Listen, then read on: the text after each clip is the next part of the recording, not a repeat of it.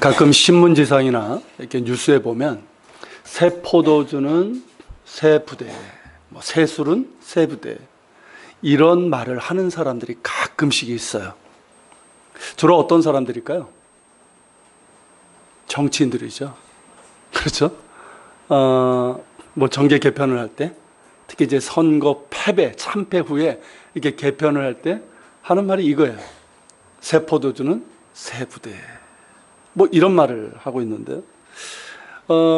근데 이 사람들이 이 말의 의미를 제대로 알고 쓰는 걸까요? 그러니까 성경에 있는 말씀 중에 일반 사람들도 이제 회자하고 이렇게 사용하는 많은 말씀들이 있는데 그 말씀들이 대부분 보면 그 의미를 잘 모르고 쓰는 경우가 많아요. 근데 그 대표적인 것이 바로 이 말씀이라고 생각이 들어요. 새 포도주는 새 부대. 그러니까 정치인들이 그렇게 함부로 쓸 만한 말씀이 아니에요. 굉장히 중요하고 또 핵심적인 의미가 담겨져 있는 말씀입니다. 본문은 지난주에 보았던 이제 세리 레위를 이제 주님께서 이제 부르시죠. 부르시고 그가 회개하고 그러면서 이제 그의 집에서 잔치를 벌이게 되는데 그것과 연결되는 거예요. 하나의 사건으로 이어져 있습니다. 자, 바리새인들은 예수님께서 세리의 집에서 열린 잔치에 이렇게 앉아 계신 것을 아주 매우 못마땅하게 여겼어요. 랍비라고 하는 자가 어떻게 저 부정한 죄인들, 저 세리들과 같이 앉아서 먹고 마실 수 있느냐라는 것이죠.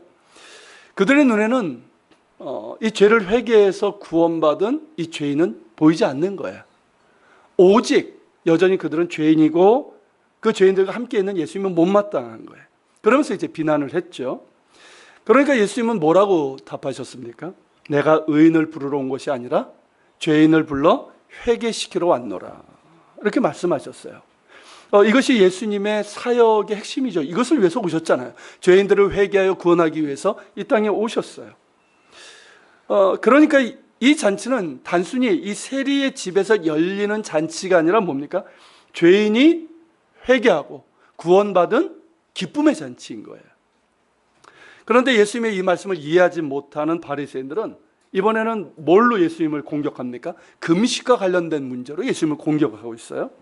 자, 33절에 보면 이렇게 공격합니다. 그들이 예수께 말하되 요한의 제자는 자주 금식하며 기도하고 바리새인의 제자들도 또한 그리하되 당신의 제자들은 먹고 마시나이다. 여기서 요한은 누굴 얘기하는 걸까요?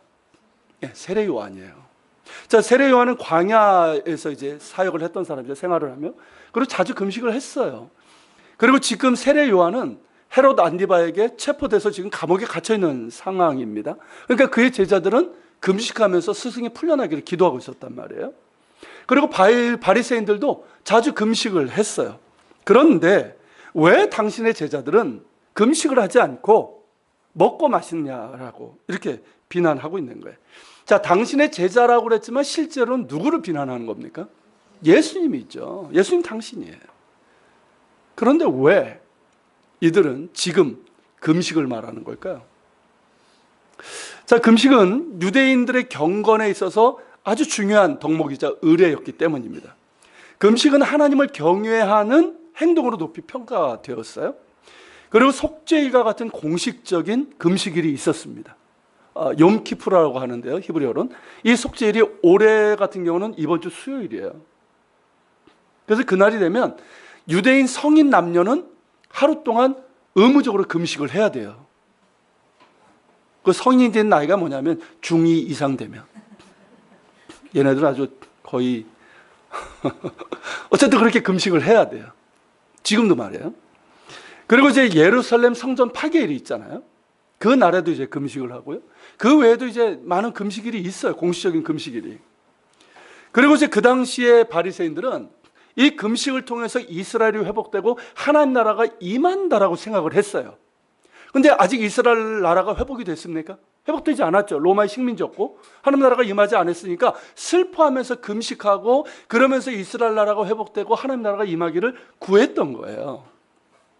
자, 이런 것이 이제 금식이다 보니까 자주 금식을 했고요. 또 금식에는 회개를 의미하는 것도 있고 어떤 슬픔을 탄식하면서 하는 것도 있고 내가 주님 앞에 어떤 서원하고 어떤 것을 바랄 때 이건 구약 성경에서도 나오는 금식의 모습이니까 그런 금식을 했어요. 그러다 보니까 당시의 유대인들, 특별히 이제 바리새인 같은 이제 경건한 유대인들은 일주일에 몇 번 금식을 했을까요? 정식으로 이틀 했어요. 거의 근접해서 이틀. 그러니까 이거는 경건한 유대인이라면 일주일에 한 이틀 정도는 금식했다는 뜻이에요. 대단하죠? 그런데 여러분, 유대인 그 바리새인들 중에는 두 번으로 만족하지 못하는 사람들도 있는 거예요. 그러니까 이제 3일, 4일 뭐 이렇게 하는 사람도 있고, 그리고 이제 한 번 금식을 하면 3일 금식, 한 3주 금식 이렇게 금식하는 사람들이 있었던 거죠.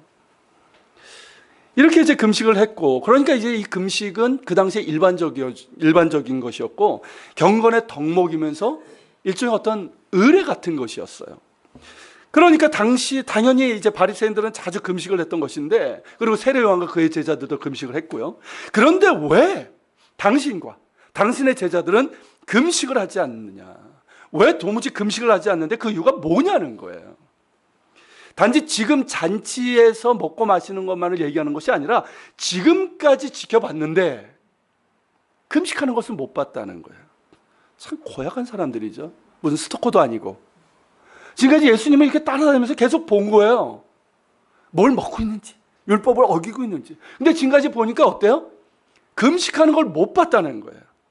그러면서 공격하는 거예요. 그러니까 바리새인들의 비난의 요지는 그거예요. 당신이 랍비이고 지금 경건한 유대인이라면 당신과 당신의 제자들은 당연히 금식을 해야 되는 것이고, 지금 당신이 뭐라고 그랬어? 나는 의인을 부르는 것이 아니라 죄인을 회개시켜 부르러 왔다고 했는데, 그렇다면 회개시키러 왔다면 금식시키고 당신은 금식을 해야지. 이 뜻이야. 이해가 되십니까? 근데 이들은 뭘 보지 못했습니까? 예수님께서 지금 죄사함의 권세가 있는 줄 모르는 거예요. 이미 이 세리는 용서받은 죄인인 거예요. 그래서 기쁨의 잔치인 거예요. 그걸 보지 못한 채로 이렇게 공격을 한 거죠. 그러면서 아주 작정하고 덤비고 있는 거예요. 이에 대해서 예수님께서 뭐라고 대답하십니까? 이제 34절 35절인데요. 같이 읽겠습니다. 예수께서 그들에게 이르시되 혼인집 손님들이 신랑과 함께 있을 때에 너희가 그 손님으로 금식하게 할 수 있느냐? 그러나 그날에 이르러 그들이 신랑을 빼앗기리니 그날에는 금식할 것이니라. 자, 금식으로 인해서 비난하고 공격하는 바리새인들에게 예수님께서 지금 나의 제자들은 혼인집에 신랑과 함께 있다, 이렇게 말씀하셨어요. 자, 바리새인들이 이게 무슨 말인지 이해를 했을까요? 여러분들이 이해가 되십니까? 무슨 뜻인지? 할렐루야. 당시에는 결혼식을 하면 지금은 이제 그냥 결혼식 그냥 피로연하고 그냥 인사 딱 하고 신랑 신부 신혼여행 딱 가버리잖아요. 근데 그 당시에는 결혼식을 이렇게 하게 되면은 신랑 집에서 일주일 동안 혼인 잔치가 벌어집니다. 그러니까 하객으로 온 사람들이 특별한 일이 아니면 일주일 동안 이 신랑 집에 머물면서 음식을 먹고 잔치를 하면서 그렇게 신랑 신부를 축복하고 그렇게 기뻐하면서 그렇게 즐기는 시간을 갖는 거예요. 자, 그런데 이런 혼인잔치에 손님들에게 금식을 시키면 어떨까요? 가가지고 정중하게 신랑의 뜻이니 금식하시기 바랍니다. 손님들이 이러면 어떨까요? 그건 축하잔치가 아니죠. 무례죠. 무례이거니와 이게 잔치잖아요. 잔치, 기뻐해야 될 잔치를 뭘로 만들어버리는 거예요? 이 초상집 비슷한 분위기로 만들어가는 그런 행동이에요. 혼인잔치는 기뻐하고 축복하는 때이지 이 슬퍼하며 금식할 때가 아닌 거예요. 자, 그렇다면 예수님께서 왜 혼인잔치에 이 비유를 하셨을까요? 여러분, 성경에는 하나님과 우리의 관계를 뭘로 비유를 합니까? 신랑 신부로 비유를 하죠. 하나님은 우리의 남편이시고 이스라엘이 그의 신부고 우리 교회도 역시 주님의 신부 아닙니까? 그렇게 비유를 해요. 왜냐하면 언약 관계는 혼인 관계가 같기 때문에 그래요. 지금 제자들이 처해 있는 상황이 그렇다는 거예요. 그러니까 이 말씀은 예수님께서 금식에 대해서 부정적이신 게 아니에요. 예수님께서 이미 40일 동안 금식을 하셨잖아요. 그리고 이제 이 귀신을 내어쫓지 못하는 제자들에게 뭐라고 하셨습니까? 기도와 금식 외에는 이런 유가 나아갈 수 없느니라. 그리고 성경 전체에 보면 금식이 굉장히 중요한 덕목으로 강조되어 있는 것도 사실이에요. 예수님 금식에 대해서 뭐 부정적인 게 아니에요. 그런데 지금 상황을 얘기하는 거예요. 제자들이 지금 처해 있는 상황은 뭐냐? 야, 지금 신랑과 같이 있는 거야. 혼인잔치야, 이 뜻이에요. 예수님은 우리의 신랑이시잖아요. 제자들의 신랑이에요. 그러니까 예수님과 함께 지금 생활하면서 그분과 함께 이제 다니고 있는 게 뭐예요? 그 자체가 혼인잔치, 천국잔치예요. 정말 다시 없는 너무나도 중요한 시간이에요. 지금은 금식할 때가 아니라는 거예요. 그렇다면 제자들은 언제 금식한다? 그날에 이르러 그들이 신랑을 빼앗기리니 그날은 금식할 것이다. 뭘 얘기하는 걸까? 예수님께서 그걸 염두에 두신 것 같아요. 그러니까 십자가에서 이제 그 체포되시고 십자가에 달리시고 그 부활하시기 그 기간 동안 제자들이 슬퍼하며 아마 금식을 했을 것 같아요. 그걸 염두에 두시고 말씀하신 것 같아요. 어쨌든 지금은 금식할 때가 아니라는 거예요. 그리고 지금 세리와 죄인들이 회개하고 주님께 돌아왔다면 이건 뭡니까? 기뻐할 일이잖아요. 잔치를 벌 일이에요. 금식할 일이 아니라 잔치를 벌여서 기뻐할 일이라는 거예요. 어떻습니까, 여러분? 누가 맞습니까? 당연히 예수님이죠. 이게 바리새인들은 문제의 핵심을 보지 못하고 있는 거예요. 왜 이러는 걸까요? 여러분, 왜 이러는 걸까요, 애들이? 우리와 다르다는 거예요. 여러분, 이게 굉장히 무서운 거예요. 우리와 다르다. 이거예요. 그러니까 우리가 지키는 전통과 다르다는 거예요. 우리가 지키는 전통과 의례와 사고방식과 행동과 다르다는 거예요. 그러니까 비난하고 정죄하고 있는 거예요. 그리고 여기에는 자기 의를 주장하는 율법주의가 바탕에 깔려 있어요. 때마다 금식하고 수시로 금식하는 우리는 경건하고 의롭고 교양 있는 신앙인이요 지도자라는 것이죠. 여러분, 자기의라는 게 뭡니까? 자기의? 자기의가 뭐예요 도대체? 내가 무엇인가를 해서 내가 어떤 종교적인 어떤 일, 율법의 어떤 일을 함으로써 나는 의롭고 경건하고 온전하다고 생각하고 주장하는 것, 이게 자기의예요.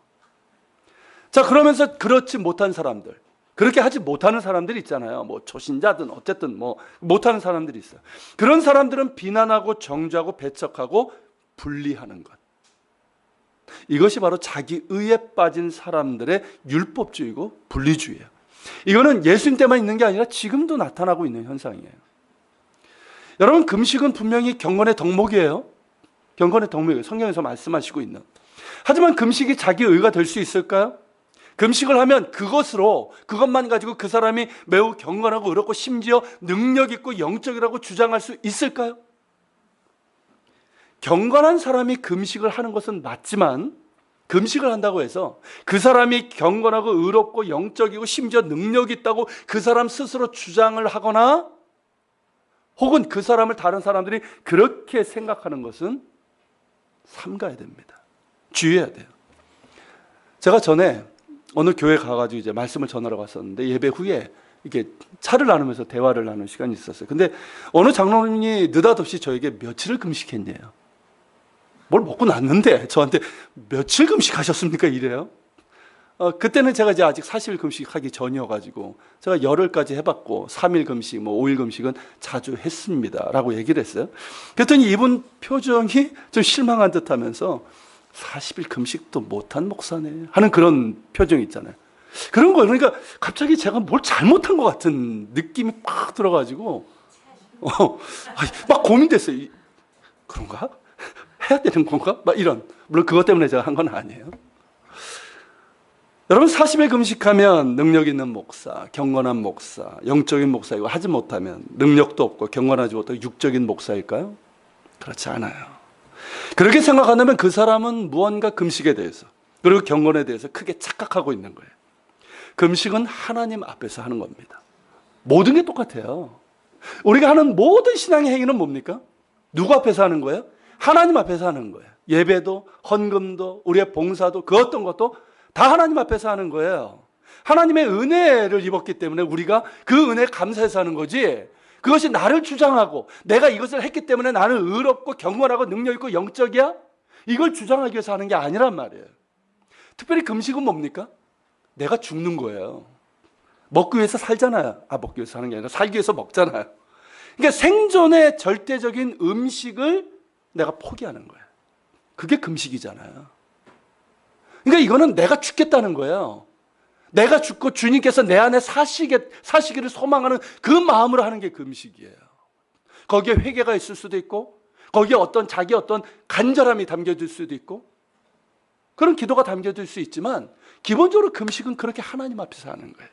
자, 그런 금식을 하는 사람이 어떻게 그것을 한다고 해서, 뭐 40일 그 이상을 한다고 해서, 그걸 자기 의로 주장하거나, 그걸 가지고 어떤 의로움의 어떤 기준으로, 그리고 그렇지 않은 사람들을 낮게 평가하는, 그런 사람은 금식하면 될까 안 될까요? 금식하면 안 돼요. 금식하겠다 그러면 말려야 돼요. 그런 사람들은 큰일 납니다. 그래서 정말 교만에 빠지고 진짜 큰일 납니다. 여러분, 하나님께서 기뻐하시는 금식을 해야 되는 거예요. 그리고 여러분, 내가 주님께 드리고자 하는 마음이 있을 때는요, 금식을 하며 해도 좋은 것이고 밥을 먹으면서 해도 좋은 거예요. 어느 목사님들은 그래요. 목회 잘하고 계시는데 나는 금식 못해. 난 밥 먹고 열심히 할래. 이런 분들도 있어요. 잘못된 거 하나도 아니에요. 그렇죠? 문제는 뭐냐면 나의 중심이 어디 있느냐 하는 거예요. 나의 중심이 어디 있느냐. 나의 중심이 주님께 향해 있는 것이 중요합니다. 그런 가운데서 주님께서 금식하라는 마음 주시면 겸손히 금식하면 되는 거예요. 그렇지 않을 경우에는 밥 먹으면서 겸손히 주님 섬기고 기도하고 그렇게 주님 섬기면 되는 거예요. 할렐루야. 여러분, 바리새인들은 이렇듯 자신들이 지켜온 전통과 관습, 의례, 사고방식, 이런 신학에서 벗어나지 못했어요. 그 틀에 갇혀버린 거예요. 그러니까 정작 중요한 것은 보지 못하는 것이고, 새로운 시대가 왔음에도 보지 못하고 있는 거예요. 자, 예수님을 통해서 새로운 시대가 왔어요. 하나님 나라가 임했음에도 불구하고 그것을 보지 못한 채 자기 의를 주장하는 율법주의, 나아가서 분리주의, 이 고립주의에 빠지고 만 거죠. 이에 대해서 예수님께서는 세 가지 비유를 말씀하시면서 그들의 문제를 지적하셨어요. 그 첫째가 뭡니까? 바로 이거죠. 같이 읽겠습니다. 또 비유하여 이르시되 새 옷에서 한 조각을 찢어 낡은 옷에 붙이는 자가 없나니 만일 그렇게 하면 새 옷을 찢을 뿐이요 또 새 옷에서 찢은 조각이 낡은 것에 어울리지 아니하리라. 자, 이 비유가 어렵습니까? 예수님께서 이번에는, 예수님의 비유가 항상 쉬운 건 아니에요. 근데 이 비유는 너무나 쉬워요. 자, 새 옷이 있고요, 낡은 옷이 있어요. 자, 그런데 낡은 옷이 해지고 찢어지고 구멍이 났어요. 자, 그걸 메우기 위해서 새 옷, 한 번도 입지 않은 새 옷을 훅 잘라다가 이렇게 딱 그것을 메우는, 낡은 옷 해진 거를 메우는 사람이 있을까요? 있다면 정상적인 사람이 아니에요. 없죠. 자, 그렇게 되면 어떻게 됩니까? 새 옷은 그냥 망가지는 거예요. 못 쓰게 되는 거예요. 자, 그리고 낡은 옷은 어떻게 됩니까? 이 낡은 옷하고 이게 어울리겠어요? 어울리지 않죠. 물론 요즘은 이렇게 새 옷도 막 구멍 내고 막 헌옷처럼 만들어가지고 이렇게 입기도 하지만 그건 헌옷처럼 보이게 하는 거지 실제로 낡은 옷은 아니잖아요. 그러니까 이 낡은 옷과 이 새 옷의 어떤 조각은 어울리질 않는 거예요. 그리고 이것을 덧붙였을 때 어떻게 될까요? 여러분, 이 낡은 옷이 힘이 없잖아요. 새 옷은 이제 단단하지만. 그러니까 이제 잘 찢어지기도 하거니와 특히 빨래를 하면 어떻게 될까요? 완전 다 찢어지고 말아요. 그러니까 새 것과 낡은 것은 어울리지 않는다. 같일 수 없다는 거예요. 자, 이 비유를 말씀하셨고요. 자, 두 번째 역시 비유로 말씀하셨는데 37절, 38절입니다. 같이 읽습니다. 새 포도주를 낡은 가죽 부대에 넣는 자가 없나니 만일 그렇게 하면 새 포도주가 부대를 터뜨려 포도주가 쏟아지고 부대도 못 쓰게 되리라. 새 포도주는 새 부대에 넣어야 할 것이니라. 자, 여기까지요. 자, 새 포도주를 낡은 가죽 부대에 넣는 자가 없다. 자, 지금 포도주를 어디다가 담습니까? 통나무에다 일단 담죠. 그리고 이제 숙성된 건 어디다 담아요? 뭐 가정집에서 통나무 없으니까 어떻게 해요? 병, 뭐 플라스틱이든 유리병이든 병에다 담아요. 그래서 거기서 뭐 발효를 하고 그렇게 숙성을 합니다. 근데 그 당시에는 어땠을까요? 그 당시에는 아직 유리병 이런 게 나올 때가 아니에요. 그리고 이스라엘 지방에서는, 이 근동 지방에서는 뭘 썼냐면 바로 이런 걸 썼어요. 이런 거. 이게 돼지는 부정해서 안 쓰고요. 양이나 염소예요. 그러니까 양, 염소의 이 목 부분 있잖아요. 이 목 부분서부터 저게 몸통 전체를 쓴 거예요. 몸통 전체 가죽을 이렇게 뭐 다 털 제거하고 경화 처리한다고 그러잖아요. 그러고 나서 이렇게 묶어가지고 다 이게 해가지고 저렇게 이제 부대로 쓰는 거예요. 그래서 저걸 뭐라고 하면 와인 스킨이라고 해요. 와인 스킨. 와인. 이제 포도주가 스킨이잖아요. 그죠? 가죽이죠. 그래서 포도주는 가죽 부대예요. 저걸 얘기하시는 거예요. 그러니까 이 포도를 수확을 하게 되면 일단 포도 틀에다가 놓고 발로 밟아요. 그래가지고 이제 즙을 냅니다. 즙을 내고 나서 저기에다가 담는 거예요. 담고 밀봉을 합니다. 그러면은 이 포도 이 즙이 어떻게 될까요? 거기서 이제 발효가 되죠. 발효가 되면서 이산화탄소가 나와요. 그러면서 가스가 나옵니다. 그러면서 얘가 팽창을 하게 되는데 만약에 이 새 포도즙을 낡은 여러 번 쓴 데다가 넣으면 어떻게 될까요? 이 팽창하는 힘이 엄청나요. 우리가 이제 뭐 이 가정에서도 뭐 이렇게 잠가놨는데 이게 안 열리는 거 있잖아요. 그게 왜 그렇죠? 가스죠. 그 힘이 굉장히 센 거예요. 그러니까 이 저 가죽 부대를 터트릴 만큼의 그런 힘이 있는 거예요. 그렇게 되면 어떻게 될까요? 터트려 버리면 뭐 가죽 부대도 못 쓰고 뭐 가죽 부대는 낡은 거니까 뭐 그렇다 쳐도 그 새 포도주를 완전히 땅에 쏟아버리고 못 쓰게 되는 거예요. 그러니까 새 포도주는 반드시 어디다가? 새 가죽 부대에. 그러니까 이스라엘, 당시 이스라엘 땅에서는 새 포도주를 낡은 가죽 부대에 넣는 사람이 없었어요. 당연한 것이었어요. 자, 그렇다면 이 비유 역시 유대인들에게는, 그 당시에 뭐 바리새인들 유대인들에게는 너무나 쉬운 거예요. 이해가 잘 되게끔. 그렇다면 예수님께서 이 두 비유로 말씀하신 건 뭘까요? 뭘 말씀하시는 거예요? 새로운 시대가 왔다는 거예요. 하나님 나라가 임했다는 거예요. 이제 더 이상 율법의 행위로, 사람의 어떤 율법의 어떤 행위로 의롭다함을 얻는 시대가 아니라는 거예요. 아니, 그 이전에도 없었어요. 창조 이전서부터 지금까지 사람의 어떤 율법의 행위, 선한 행위로 인해서 하나님께 의롭다함을 받는다? 그런 시대는 없었어요. 그렇지만 그 당시 유대교에서는 어땠습니까? 바리새인들이 그렇게 생각을 했고, 그러다 보니까 율법의 행위를 지킴으로써 의롭다함을 얻을 수 있다고 믿으면서 결국 어떻게 될까요? 자기 의에 빠지고 만 거예요. 이게 율법주의인 거예요. 그리고 율법을 지키지 못하는 사람들은 뭐가 됩니까? 부정한 죄인으로 비난하고 정죄하는 율법주의, 분리주의죠. 여기에 빠지고 만 거예요. 이제 그런 시대는 지났고 오직 믿음으로 의롭다함을 얻는 은혜의 시대가 왔다는 거예요. 할렐루야. 하나님의 아들이시고 하나님의 본체이신 예수님을 통해서 하나님 나라가 이미 이 땅에 임했고, 누구든지 예수 그리스도의 이름을 믿는 자, 그 이름을 믿고 회개하는 자는 죄 용서받고 의롭다함을 받는 은혜의 시대가 왔다는 거예요. 여러분, 하나님 나라의 복음이 선포되었습니다. 모든 죄인을 향한 복음이에요. 유대인도 이방인도 차별이 없습니다. 남자와 여자도 차별이 없습니다. 주인과 노예도 차별이 없습니다. 오직 예수 그리스도의 십자가 공로로 구원받아 의롭다함을 얻는 이 구원의 복음이 임했고 선포되었어요. 이젠 복음의 시대이고 은혜의 시대이고 구원의 때입니다. 하나님의 아들께서 친히 오셔서 하나님 나라로 우리를 초청하시는 구원의 때인 거예요. 하나님의 성령으로 우리와 함께 하시는 성령의 때가 임한 거예요. 무언가 몇 가지 달라진 게 아니에요, 여러분. 예수님께서 오신 것은 유대교의 어떤 것을 몇 가지를 개혁하기 위해서 오신 것이 아니라 완전히 새롭게 하기 위해서 오신 거예요. 완전히 새로운 거예요. 완전히 새로운 포도주이고 완전히 새로운 새 옷인 거예요.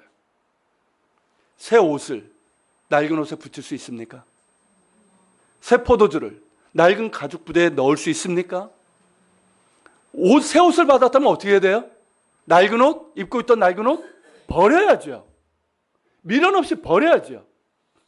내가 원래 어떻게 입었던 건데 이러면서 새 옷을 막 잘라가지고. 여러분, 새 포도주를 받았으면 어떻게 됩니까? 새 가죽 부대에 넣어야 되는 거예요.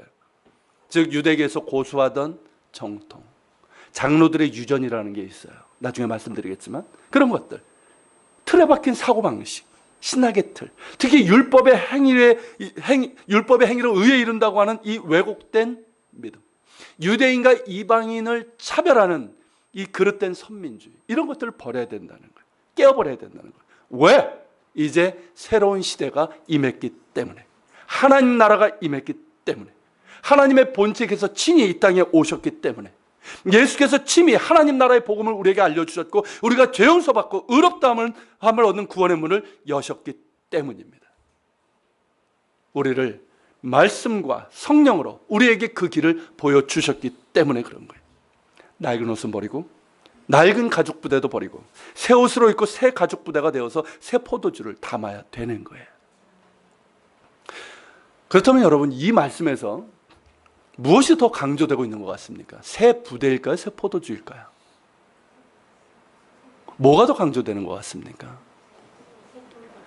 표면적으로는 새 부대가 강조되는 듯해요. 표면적으로 보면. 그러니까 낡은 가죽 부대를 버리고 새 부대가 되라는 것 같아요. 맞아요. 틀리지 않습니다. 당시 바리새인들을 생각하지 않아도 우리 자신만 생각해도 새 부대가 되라는 것이 주님의 음성인 것이 맞습니다. 그래서 많은 경우 이 말씀을 가지고 뭘 촉구합니까? 변화를 촉구해요. 변화를 촉구합니다. 우리의 신앙과 우리 어떤 삶의 스타일, 사고방식, 행동에 있어서 변화를 촉구하면서 새 부대가 될 것을 강조하고 있거든요. 맞는 메시지고요. 중요한 메시지예요. 저 역시 먼저 여러분들에게 강조하고 싶은 것은 뭐냐면 이 말씀 드리고 싶어요. 새 부대가 되라는 거예요. 새 부대가. 새 포도주를 담을 수 있는 새 부대가 되십시오. 이것을 변화라고 한다면 변화라고 할 수 있어요. 그렇다고 한다면 제가 여러분들에게 말씀드리고 싶은 건 뭐냐면 변화하시라는 거예요. 변화를 갈망하라는 거예요. 제가 사회사 생활관에서 맨날 얘네들하고 씨름하는 게 뭔지 아십니까? 결국은 변화하라는 거죠. 태도를 바꾸고 생각을 바꾸고 그러지 않으면 아무것도 일어나지 않는다는 거죠. 근데 애들도 참 변화를 싫어하는 것 같아요. 어쨌든 이 변화, 제가 여러분들에게 말씀드린다면 그걸 먼저 말씀드리고 싶어요. 자, 신앙생활을 오래 하신 분이라면 매너리즘에 빠지지 말라고. 그죠? 무슨 얘기인지 아시죠? 자, 10년 그 이상 교회를 섬기다 보면 어떻게 됩니까? 익숙해져요. 매너리즘에 빠집니다. 내가 아는 거예요. 그냥 하는 거, 하니까 하는 거예요. 여기에 빠지지 말라는 거예요. 굳어지지 말라는 거예요. 익숙함에 길들여지지 말라는 거예요. 그 모든 것을 깨트리고 앞으로 나아갈 수 있는 변화를 갈망하라고 그렇게 말씀드리고 싶어요. 혹은 너무 뭐라고 할까요? 어떤 의로움이 강한 분들이 있어요. 성격적으로 그런 분들이 있어요. 그런 분들은 쉽게 자기의에 빠질 수 있어요. 본인은 몰라요. 그러기 싶어요. 그러니까 완벽주의 성향을 갖고 있는 분들이 되게 그런 경우가 많아요. 주의하셔야 된다고 말씀드리고 싶어요. 자기의에 빠지지 말라고. 또다시 율법주의가 되는 위험에서 벗어나라고. 어떤 위선적인 교만에 빠지지 말라고. 그러기 위해서는 변화를 갈망하라고 그렇게 말씀드리고 싶어요. 혹은 아직 신앙적으로 어린 분들에게 그 말씀 드리고 싶어요. 이제는 어린아이의 신앙에서 벗어나라고. 믿지 못하고 순종하지 못하고 죄의 유혹에 무기력하게 넘어가는 그런 신앙에 머물지 말라고. 자기 중심적인 이기적인 신앙에서 벗어나라고. 이제는 성숙함으로. 그리고 믿음의 사람이 되라고. 그리고 그래서 성장을 위한 변화를 갈망하고 성숙을 위한 변화를 갈망하라고. 그렇게 말씀드리고 싶어요. 그래서 정말 예수 믿는 사람, 그렇죠? 정말 거듭난 사람, 새 생명을 가진 사람, 말씀에 굳게 서고 기도의 능력도 알고 성령의 능력으로 사는 사람, 성령의 열매를 맺는 사람이 되라고 말씀드리고 싶어요. 이제는 무엇을 먹을까 마실까 입을까 하는 삶의 염려에서 이제는 벗어나서 주님 말씀처럼 정말 먼저 주의 나라와 의를 구하는 그런 삶을 살아가라고 여러분들에게 정말 저는 말씀드리고 싶어요. 정말 주님과 날마다 동행하고 그저 주일에만 찾는 주님이 아니라 날마다 기도와 말씀으로 주님과 동행하고 주님을 닮아가고 주님을 전하면서 하나님 나라를 날마다 맛보는 그런 사람이 되시라고, 그런 변화를 갈망하라고, 새 부대가 되라고 그렇게 말씀드리고 싶어요. 마땅히 그래야 됩니다. 여러분, 변화를 갈망해야 돼요. 여러분, 그리스도인들에게 가장 위험한 건 뭔지 아십니까? 내가 그 상태로 있는 거예요. 익숙해지는 거예요. 이게 제일 위험한 거예요. 초신자든 그가 뭐 수십 년을 다녔든 심지어 뭐 장로, 권사, 목사든 그 자리에 머무는 거예요. 이게 제일 위험한 거예요. 나는 안다는 거죠. 나는 이 정도면 됐다는 거죠. 익숙한 거예요. 매너리즘에 빠지는 거예요. 이게 제일 위험한 거예요. 초신자들도 마찬가지예요. 여러분 늘 변화를 갈망하시길 바랍니다. 변화해야 돼요. 새 포도주를 담을 수 있는 새 부대가 되어야 됩니다. 그 말씀을 여러분들에게 먼저 말씀드리고 싶어요. 여러분, 교회도 마찬가지예요. 미국의 신학자 레너드 스윗이라는 분이 있는데 이분이 교회를 네 종류로 분류를 했어요. 자, 첫째는 뭐냐면 선교형 교회. 미셔너리 처치입니다. 자, 교회는 기본적으로 뭡니까? 선교의 사명을 가지고 세워지는 게 교회예요. 그래서 모든 교회는 선교적인 소명이 있어요. 그래서 이런 교회는 어떨까요? 교회 자체도 이 전도와 선교에 굉장히 관심을 갖고 많은 사역을 합니다. 그 사역을. 그리고 교인들도 어떨까요? 일상의 삶 가운데서 선교사적인 그런 삶을 살아가요. 그런 의식이 있고 그렇게 살아가요. 이게 미셔너리 처치예요. 두 번째는 사역형 교회예요. 미니스트리 처치. 자, 이런 교회는 뭘 많이 할까요? 사역을 많이 해요. 기본적으로 교회 사역이 많아. 한국 교회 많은 모습이 이렇죠. 뭐 사역이 많아요. 나쁜 거 아니에요. 사역 열심히 하고 특별히 이제 구제와 섬김 이런 것들을 많이 하죠. 그래서 가난한 자들, 어려운 이들을 돕는 지역사회를 섬기는 일들을 많이 해요. 그리고 세 번째는 유지형 교회예요. 메인터넌스 처치예요. 자, 이 교회는 뭐가 제일 중요할까요? 교회 자체를 유지하는 거. 이게 제일 중요하고 이게 급선무예요. 그래서 교회 재정의 대부분이 교회를 유지하고 운영하는 데 사용이 됩니다. 뭐 약간의 구제와 선교는 하지만 이 유지하기에 바빠요. 만약에 건축을 했다면, 무리해서 건축을 했다면 이런 유지형 교회가 되고 마는 것이죠. 마지막 네 번째는 박물관 교회, 뮤지엄 처치예요. 이 교회는 역사책에 등장하는 교회죠. 자, 개척할 당시에는 선교형 교회로서 시작되고 그러나 시간이 지나면서 유지형 교회가 되고 급기야 박물관 교회가 되어버린.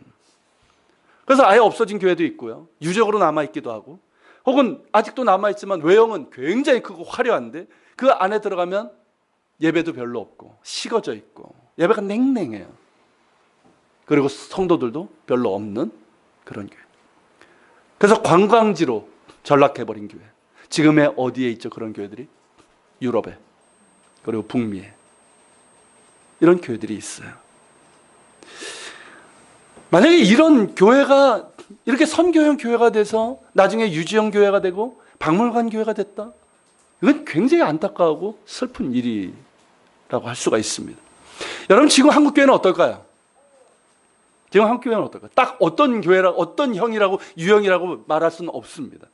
아직도 많은 교회들이 미셔너리 처치, 선교형 교회로서 그렇게 서갖고 있고 그렇게 애를 쓰고 있어요.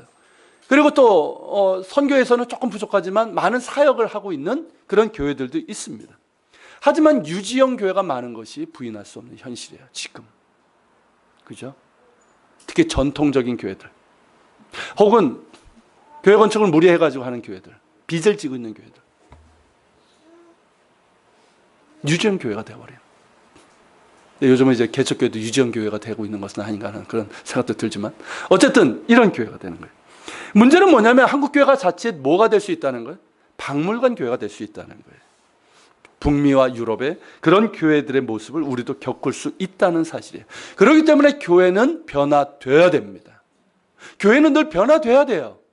우리 그리스도인들, 교회는요, 늘 변화해야 돼요. 변화를 갈망하고 개혁돼야 됩니다.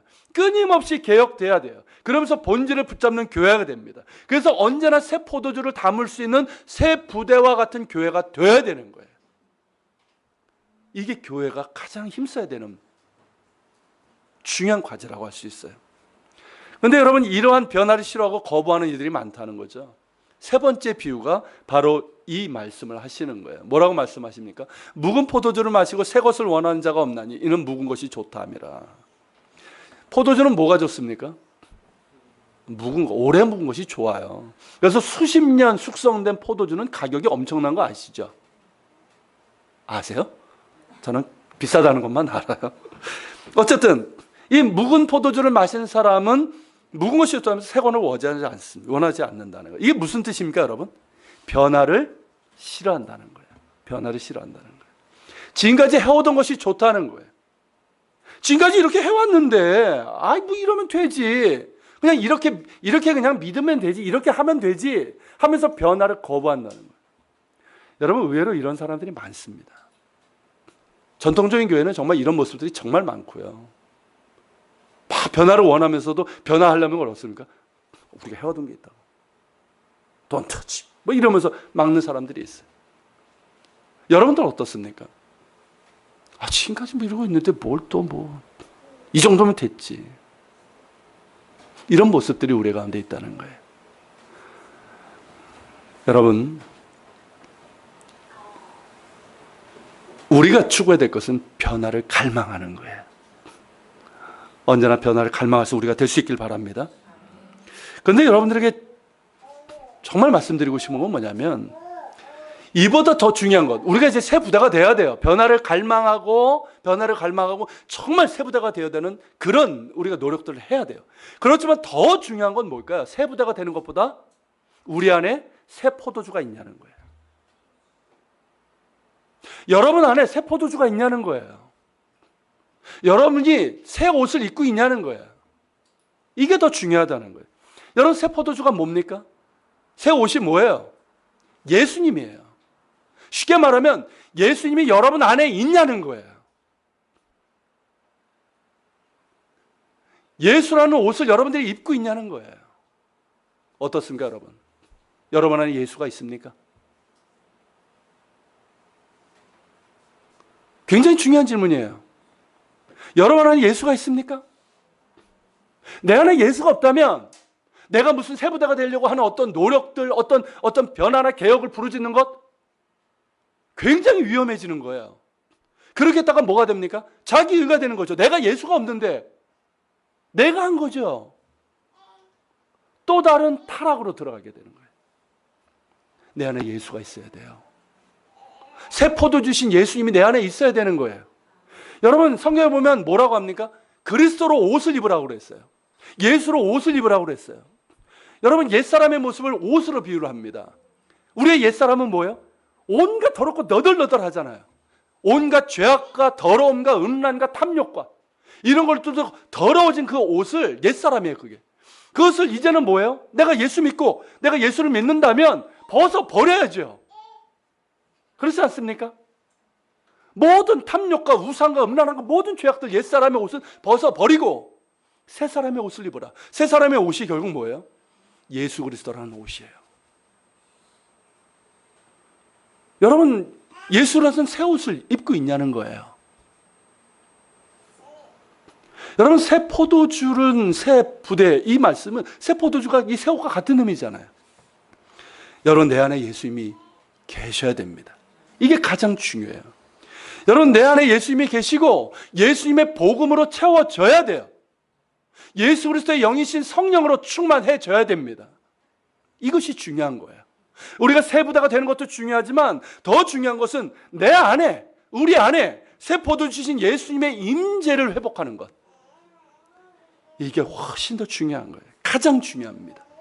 예수님을 나의 주인으로, 나의 왕으로 인정하고 주님의 임재를 구하고 주님의 충만한 임재 가운데 있을 때 우리는 새 부대가 될 수 있어요.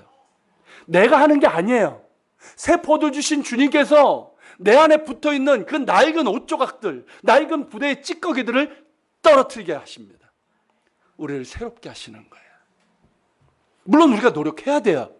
변화를 갈망하고 우리가 새 부대가 되기 위한 노력도 해야 되지만 가장 중요한 것은 내 안에 예수가 있어야 돼요. 예수가.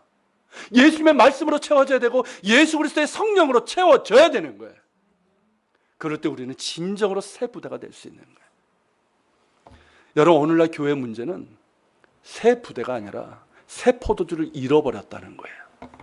예수를 잃어버렸다는 거예요. 무슨 의미인지 아십니까? 그러니까 오직 예수를 얘기하던 그 교회가, 그래서 수만 명이 모이는 그런 교회가 정작 하는 건 뭡니까? 예수가 없잖아요, 그 안에. 내가 주인이잖아요. 이런 모습이 돼버리는 거예요. 그러니까 교회의 어떤 조직과 제도, 전통과 기득권, 이런 것들이 예수보다 더 중요한 것이 돼버린 거예요. 내 기득권을 잃고 싶지 않다는 거예요. 내 권리를 잃고 싶지 않다는 거예요. 우리의 전통이 더 중요하다는 거예요. 한국교회 문제는 뭐냐면 새 부대를 잃어버린 게 아니라 새 포도주인 예수님을 잃어버렸다는 거예요. 여러분, 예수를 말하지만 예수를 잃어버린 교회, 예수님을 믿는다고 하지만 정작 예수가 없는 그리스도인, 정말 끔찍한 일 아닙니까? 이건 안타까운 게 아니라 끔찍한 일이에요. 그런 교회, 그런 그리스도인은 선교적인 교회가 아니라 선교의 장애물이 되고 맙니다. 그래서 교회사가 중에는 그런 얘기를 해요. 선교에 있어서 장애물은 교회다. 어떤 교회가 될 때? 새 포도주인 예수를 잃어버렸을 때 선교의 장애물이 되는 거예요. 지금 다는 아니지만 이런 일들이 곳곳에서 일어나고 있습니다. 여러분, 내 안에, 우리 안에 예수가 있어야 됩니다. 새 포도주신 예수님이 내 안에 계시고 우리 안에 그분의 말씀으로, 그분의 성령으로 충만하게 임재하셔야 됩니다. 예수보다 중요한 건 없어요. 예수님이 우리의 주인이시고 우리의 왕이십니다. 교회의 머리시고 교회의 주인이십니다. 우리의 제도나 전통, 우리의 이름, 우리의 권리, 우리의 기득권, 우리의 어떤 자리 하나도 중요하지 않아요. 가장 중요한 것은 예수님의 이름이 높아지고 주님의 뜻이 이루어지는 교회가 되는 겁니다. 그런 우리가 되는 거예요. 예수님의 말씀과 성령이 충만히 임재하는 가운데 그 새 포도주의 그 생명력이 있잖아요. 운동력이 있잖아요. 그 능력과 변화가 우리 가운데 일어나는 거예요. 그게 여러분 예수 믿는 거 아닙니까? 그게 교회라고 하는 공동체 아니에요? 그러므로 우리는 오늘 이 시간도 예수님 앞으로 나아가는 거예요. 예수님 앞에 엎드려서 우리의 모든 것을 내려놓습니다. 그리고 주님의 임재를 구하는 거예요. 여러분, 이 기도를 우리 같이 한번 드리고요. 그리고 오늘 말씀을 기억하면서 기도하는 시간을 갖겠습니다. 주님, 내 안에 임하시고 우리 안에 충만히 임하시옵소서. 오직 주님만 나의 주인이시며 우리의 왕이십니다. 오직 주님만이 교회의 머리이시며 주인이십니다. 충만히 임하시옵소서. 주의 말씀과 성령으로 충만히 임하시옵소서. 우리는 겸손히 주님만 섬기며 신뢰하며 순종함으로 따르겠습니다. 주님의 뜻이 이루어지길 원합니다. 주님의 말씀으로 성령으로 우리를 새롭게 하시고 새 부다가 되게 하여 주옵소서. 새 포도주이신 예수님의 생명, 하나님 나라의 복음의 생명력을 잃지 않고 세상의 빛과 소금이 되어 주님을 전하고 세상을 변화시킬 수 있는 우리가 되게 하옵소서. 아멘. 우리 말씀을 기억하면서 같이 기도합시다. 여러분 자신 가운데 먼저 변화를 갈망하세요. 정말 변화를 갈망하는, 여러분의 믿음의 정도가 어떻든 어떤 자리에 있든 변화를 갈망하면서 새 부다가 되기를 구하십시오. 그리고 무엇보다 내 안에 예수가 있어야 돼요. 내 안에 예수님이 있어야 돼요. 예수님으로 채워지고 그분의 말씀과 성령으로 채워져야 돼요. 이 시간 간절함으로 우리 기도하면서, 말씀을 기도하면서 주님 앞에 나갑시다. 같이 기도합니다.